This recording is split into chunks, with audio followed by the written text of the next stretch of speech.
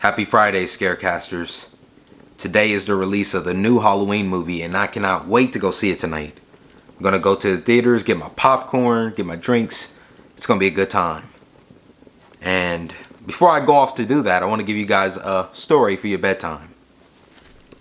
Today we're gonna be reading Abused Girl Who Knocked on Our Door Late at Night.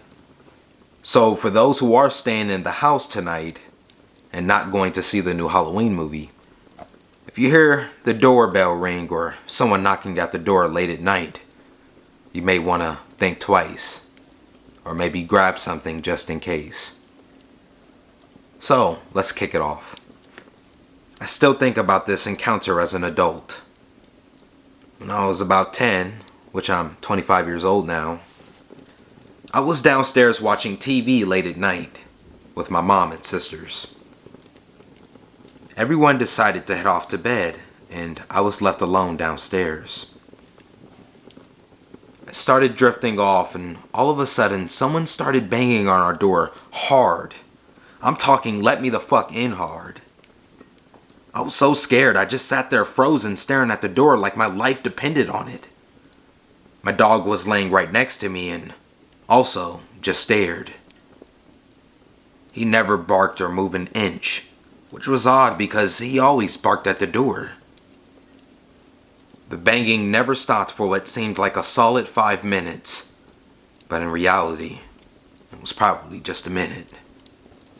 I looked at my dog, and I think because I finally moved, my dog snapped out of his trance and looked at me for a split second and jumped up and ran towards the door. He still didn't bark, but instead started turning his head like he was confused. I finally got the courage to get up and open the blinds to see what was going on. And there was this young woman, maybe about 20 to 25 years old, standing there, holding her left breast in her hand. It was still attached to her, but she had pretty large breasts, and she was holding it, trying to keep them from sagging, I guess.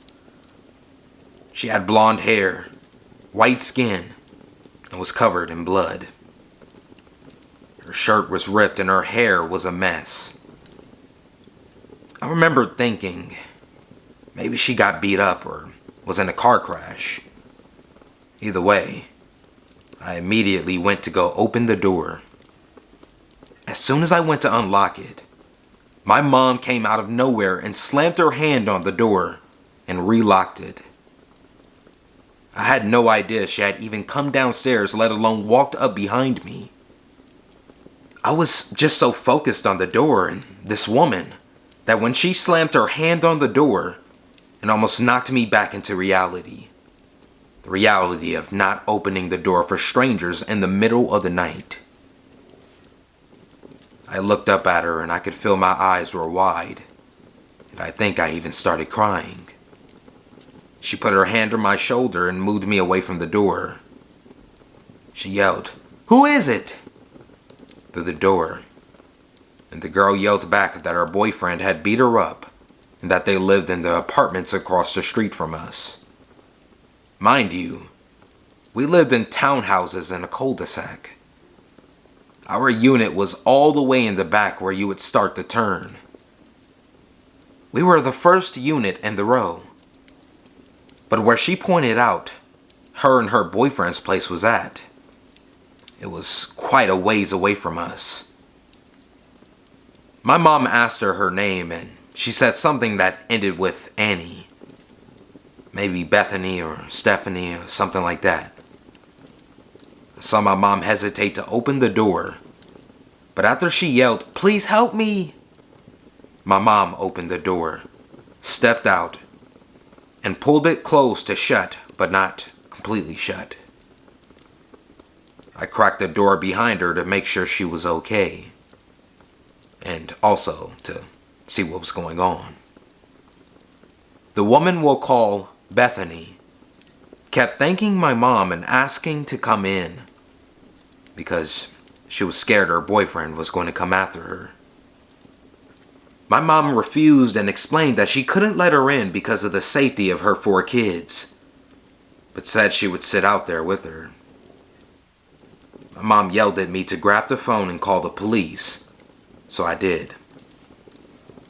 My mom started asking her what happened and what specific unit she lived in. She pointed towards her specific one and told my mom the building number and her unit, which was B. Out of nowhere, this silver SUV pulled up a little later, and she ran towards it yelling, "That's my sister!" and then just jumped in. The car sped off without another word from her, or a single word from the sister.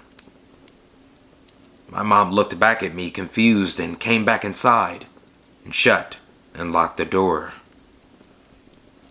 We just stood there and looked at each other. I asked my mom, "What about the police?"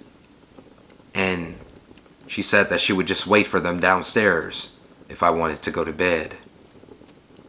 I was too scared to leave her alone, so I waited with her. Once they arrived, my mom explained what happened, and the officer said she did the right thing by not letting her inside.